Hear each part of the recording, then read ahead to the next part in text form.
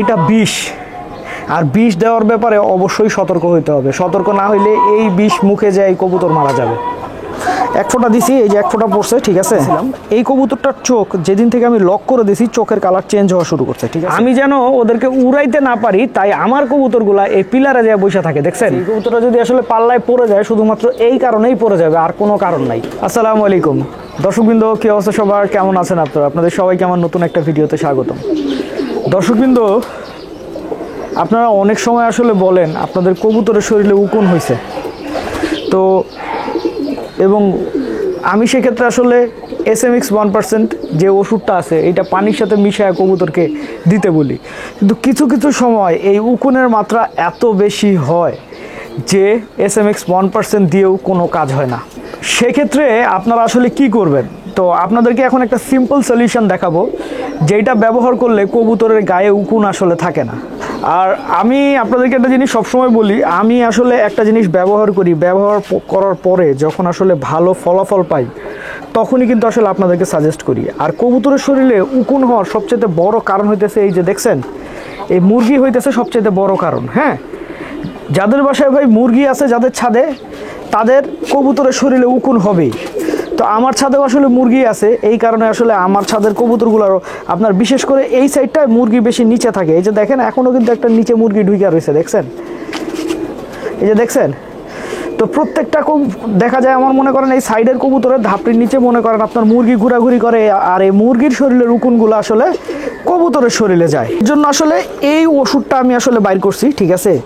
এই ওষুধটা ব্যবহার করলে আসলে খুব ভালো ফলাফল পাওয়া যায়, কবুতরের শরীরে যে উকুন থাকে সেটা চলে যায়। এখন আমি আগে একটু ব্যবহার বিধিটা বলে নিই।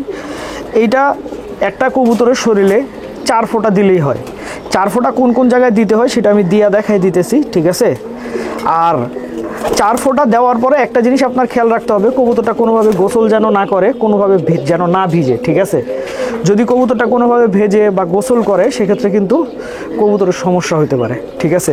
যেমন এই যে দেখেন, আমি কবুতরের খাবার পানি দিয়ে রাখছি, ঠিক আছে। এই যে খাবার পানি দেওয়া, এই অবস্থায় কিন্তু এই ওষুধটা ব্যবহার করা যাবে না, ঠিক আছে। খুব বেশি বৃষ্টি হচ্ছে, ঠিক আছে, তো এর মধ্যেও এই ওষুধটা ব্যবহার করা যাবে না। আপনাদেরকে একদম শুকনা দিন দেখে বেছে নিতে হবে, এরকম সময় আসলে ওষুধটা প্রয়োগ করতে হবে, ঠিক আছে। তো যাই হোক, আমি ওষুধটা একটু প্রয়োগ করে দেখাই। আমি থরের ঘরের কবুতরকে প্রয়োগ করতেছি, এর পিছনে কারণ হচ্ছে যে আমার বাইরে খাবার পানি দেওয়া আছে, না হলে আমার রাতে প্রয়োগ করে দেখাইতে হবে, আর রাতে তো প্রয়োগ করে দেখানো সম্ভব না। ওষুধ দেওয়ার আগে আমি একটু এই কবুতরটা দেখাই আপনাদেরকে। এই কবুতরটা দেখানোর পিছনে একটা কারণ আছে, ঠিক আছে। আমার এই কবুতরটা আমার উড়ার কবুতর ছিল, আমার বাসার জুলফিকার একটা কবুতর, কিন্তু কালারটা আসলে খুব বাজে কালার হয়। কিন্তু মজার কথা হচ্ছে এই কবুতরটার মা ছিল হচ্ছে সিলভার, আর এই ওর মা সিলভার থাকার কারণে এই কবুতরের বাচ্চা কিন্তু বেশিরভাগ সময় সিলভার কালার আসে, ঠিক আছে।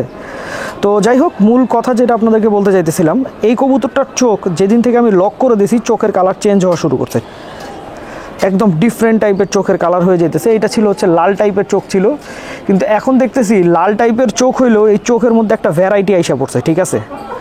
তার মানে ঠিক লালের মধ্যে একটু কেমন কেমন যেন ভাব আছে। যাই হোক, আমি এখন এই যে ড্রপটা হাতে নিছি, ড্রপটা এক হাতে হ্যান্ডেল করতেছি। আর আপনাদেরকে একটা জিনিস মনে রাখতে হবে, এটা কিন্তু একটা বিষ, ঠিক আছে। এটা 100% একটা পয়জন। তো এইটা ব্যবহারের ক্ষেত্রে আপনাদের সতর্ক থাকতে হবে। এই যে দেখেন, আমি খুললাম, খোলার পরে এই যে কবুতরটাকে নিলাম, ঠিক আছে, দিয়ে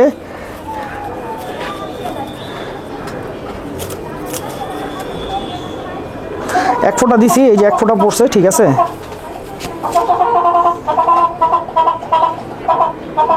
এই যে এখানে এক ফোঁটা দিলাম, এখানে এক ফোঁটা দিলাম, এক ফোঁটা দিলাম, এই শেষ। 5 ফোঁটা হয়েছে ভাই, আমার আর এগুলো দেওয়া লাগবে না, ঠিক আছে। আমি যেহেতু এখন অন্যান্য কাজ করব, তাই আমি কবুতরটাকে বেশি কাছ থেকে ধরলাম না, ছেড়ে দিই। তো আপনার একটা জিনিস খেয়াল রাখতে হবে, ঠোঁটের কাছে এই ওষুধটা দেওয়ার সময় কবুতরের ঠোঁটের কাছে যেন আসলে না যায়। কারণ হচ্ছে যে কবুতরের দেখেন আমি এখন খাওয়ার পানি দিয়ে রাখছি, ঠিক আছে। যদি কবুতরের ঠোঁটের কাছে চলে যায় সেক্ষেত্রে কিন্তু মনে করেন আপনার এই বিষটা মনে করেন আলটিমেটলি পানির সাথে মিশে কবুতরের পেটেও যাইতে পারে, এই জন্য সতর্ক থাকতে হবে। এটা বিষ, আর বিষ দেওয়ার ব্যাপারে অবশ্যই সতর্ক হইতে হবে। সতর্ক না হইলে এই বিষ মুখে যায় কবুতর মারা যাবে। আমার কবুতরের কাণ্ডকীর্তি দেখেন, দেখছেন। আপনারা এখন যে পিলারটা দেখতেছেন এইটা আমার বাসা থেকে অনেক দূরে, অথচ আমি যেন ওদেরকে উড়াইতে না পারি তাই আমার কবুতরগুলা এই পিলারে যায় বসে থাকে, দেখছেন? তার মানে তুমি যত চেষ্টা করো আমি উড়বো না, আর আমি এমন জায়গায় বসে থাকবো তুমি আমার ছুঁইতেও পারবা না। আমার কবুতর আমার সাথে এই যে নাটকগুলা করে, বুঝছেন, খুব দুঃখ লাগে। এখন দুঃখ লাগলেও কিছু করার নাই। এখানে যে কবুতরগুলো আপনারা দেখলেন এই মুহূর্তে বসে আছে, এগুলো কিন্তু সব আমার বাসার সিনিয়র কবুতর। আমি যদি পাল্লা দিই না, এরাই সবার আগে আসবে। এইদিকে আমাদের গররা মাদিটা আজকে খুব তাড়াতাড়ি ভিতরে ঢুকে গেছে। আসলে সে খুব ক্লান্ত, পরিশ্রান্ত।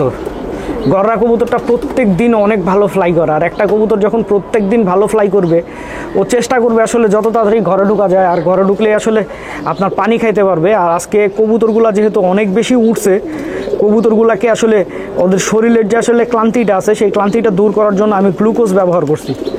গ্লুকোজ আমরা মানুষ যে গ্লুকোজ খাই সেটাই দেই, কিন্তু আমি আসলে যেটা করি 5 লিটার পানিতে 10 গ্রাম গ্লুকোজ দিয়ে দিই, এর থেকে বেশি গ্লুকোজ দেই না। মানুষের ক্ষেত্রে দেখা যায় আমরা অনেক বেশি গ্লুকোজ খাই, কিন্তু কবুতরের শরীরটাও ছোট, ওর গ্লুকোজের পরিমাণটাও আসলে কম লাগে, যে কারণে অত বেশি গ্লুকোজ খাওয়ানো ঠিক হবে না।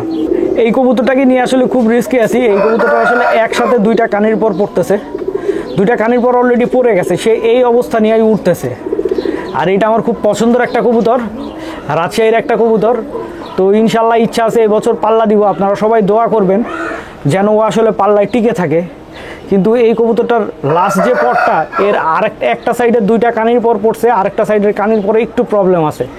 এই কারণে আসলে আমি একটু চিন্তায় আছি। এই কবুতরটা যদি আসলে পাল্লায় পড়ে যায়, শুধুমাত্র এই কারণেই পড়ে যাবে, আর কোনো কারণ নাই। এই যে আপনারা আমাদের লাল গররার নটটা দেখতেছেন, এইটাও ইনশাল্লাহ এবার পাল্লায় যাবে। আপনারা সবাই দোয়া করবেন ও যেন একটা ভালো রেজাল্ট করে, ঠিক আছে? এবং এই গররা নটটা আমি গত বছর যখন আনছিলাম, ও কিন্তু একেবারেই উঠতো না। ওরা আমি যতই উড়ানোর চেষ্টা করতাম, ও মনে করেন এই জায়গায় ওই জায়গায় যায় বসে থাকতো। কিন্তু মাশাআল্লাহ এখন ওর ফ্লাইং টাইম ভালো, খুব ভালো উঠতেছে। তো আমি আশাবাদী ও আমাকে একটা ভালো রেজাল্ট ইনশাল্লাহ উপহার দিবে। এইদিকে আমাদের ছোট ছোট বাচ্চা কবুতরগুলো এখন আর বাচ্চা নাই, ঠিক আছে? এগুলো মোটামুটি বেশ বড় হয়ে গেছে এবং গায়ের খুব সুন্দর রং আসা শুরু হয়েছে। এই যে দেখেন, এই যে একটা বাচ্চা, মাশাআল্লাহ এত সুন্দর রং হয়েছে। তারপরে এই যে দেখেন এইখানে আছে আরেকটা বাচ্চা, এইটারও খুব সুন্দর রং হয়েছে। তো এইগুলো আসলে আমি হয়তো আপনার পাল্লা দিতে মনে করেন আপনার জানুয়ারি অথবা ফেব্রুয়ারি মাসে পাল্লা দিব, এর আগে পাল্লা দেওয়া হবে না। ততদিনে এই কবুতরগুলো রেগুলার ছাড়া হবে, উড়ানো হবে, তখন দেখা যাবে পাল্লা দিয়ে এই কবুতরগুলো ভালো করবে ইনশাআল্লাহ। এইদিকে আমাদের ফ্লাইং কবুতরগুলো মাশাআল্লাহ অনেক ভালো উঠছে। তো এরা হয়তোবা রোডটা আর একটু চড়া হইলেই ভিতরে ঢুকে যাবে। আমি আস্তে আস্তে প্রত্যেক দিন সকালে ছাদে আসার চেষ্টা করতেছি, কারণ এখন সকালে ছাদে না আসলে আসলে কবুতর মেনটেন করতে পারবো না। আর যথারীতি পাশের বাসার চালে কবুতর বসে থাকে, ভাই কিচ্ছু করার নাই, এই যন্ত্রণা আমাকে সহ্য করতে হইতেছে। দর্শকবৃন্দ, অনেক বেশি গরম, ভিডিওটা আমি এখানেই শেষ করছি। আপনারা সবাই ভালো থাকবেন, 5 ওয়াক্ত নামাজ পড়বেন। আসসালামু আলাইকুম।